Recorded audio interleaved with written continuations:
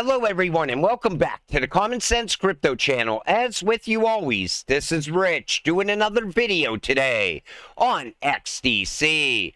So I hope you're all having a wonderful day today wherever you are in this great world.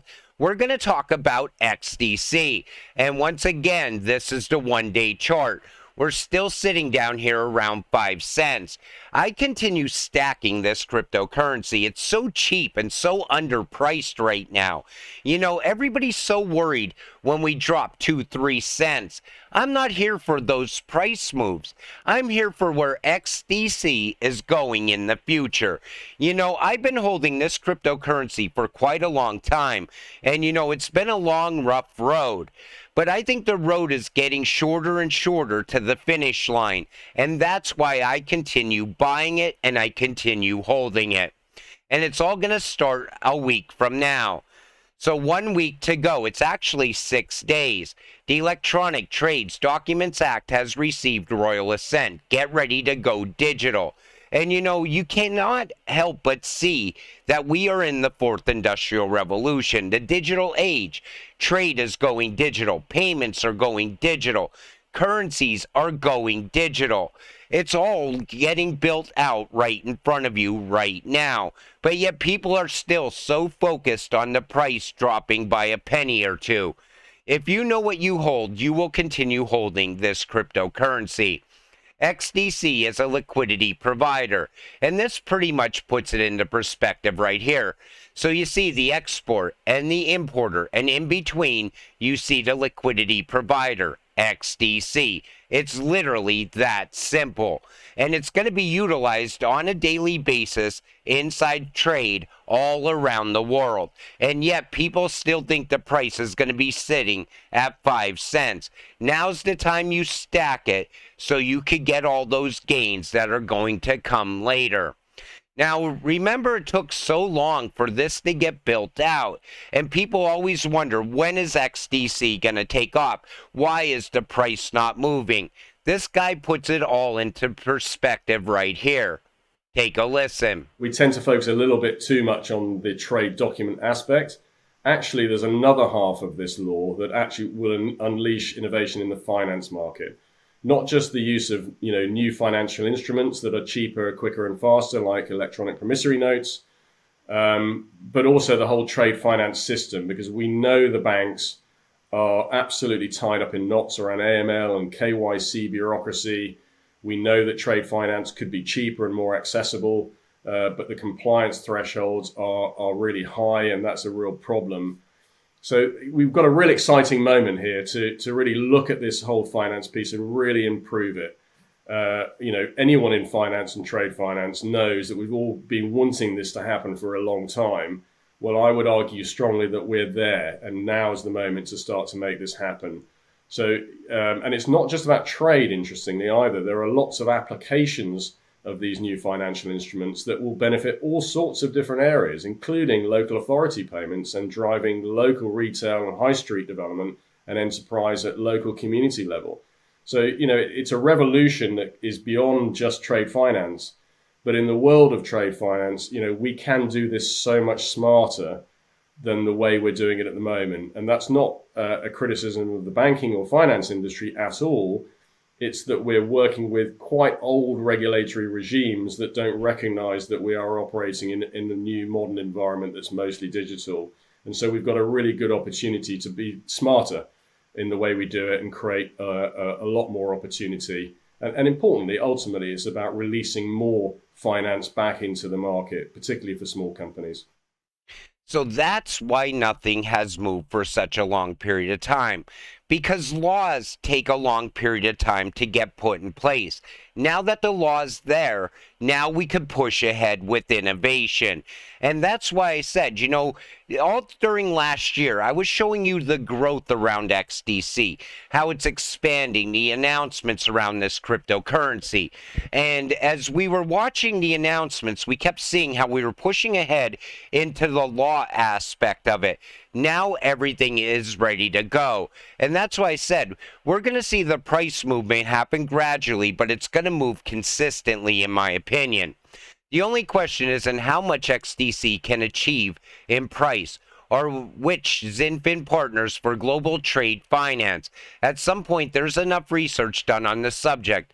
So the only question is, do you have XDC? Whether you're for or against it makes no difference. Ride the digital wave or be swept away by it. And I always looked at it that way. You know, you have a shot to invest in this digital revolution that's going on right now. And it's a once in a lifetime opportunity. And you either take that opportunity and you come out the other side wealthy with financial freedom, or you get left behind. And that's what it comes down to. And most people are making the step going in this direction by holding XDC instead of the alternative. And yet there's so many people along the way that tried to fudge you out of this. Remember when this was just conspiracy theory? There's never going to be a new financial system. That's 20, 30 years down the road. And here we are in 2023, and this is all coming together perfectly like we always thought it would. Even ISO finally is going to start going live in November of this year. You know, the messages are going to start to happen, and that's going to bring value to these cryptocurrencies as well, especially XDC, because it's ISO compliant. And yet people fudded around this all along the way. Oh, see, nothing happened around ISO. That was just a nothing burger. Well, guess what? Now people are about to find out. The same thing's going to happen around digital trade. And this makes a lot more sense today than it did a while back as well. When you look at this, you see XDC and XRP side by side working with SBI. And they're going to work side by side in the new financial system all along the way. Yet people somehow think that XRP versus XDC, like there's some sort of enemies. In fact, if you're in crypto, you should diversify and hold both of these cryptocurrencies and then go on and buy up some XLM as well.